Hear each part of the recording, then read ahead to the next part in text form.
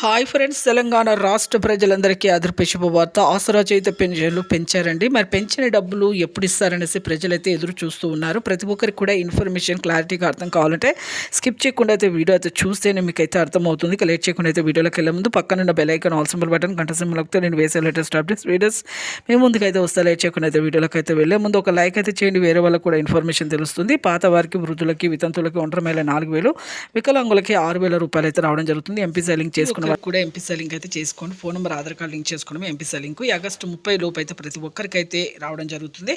పెంచిన డబ్బులతో సహా పాత వారికి, వృద్ధులకి, వితంతులకి, ఒంటరి మహిళ 4,000, వికలాంగులకి 6,000, హెచ్ఐబిడి చేనేత మగ్గం కార్మికులు 4,000 రూపాయలు అయితే వస్తాయండి. అలాగే వికలాంగులు ఫేక్ సర్టిఫికేట్ చూపించినా రద్దు అవుతున్నాయి. వయసు సరిగా లేకపోయినా రద్దు అవుతున్నాయి.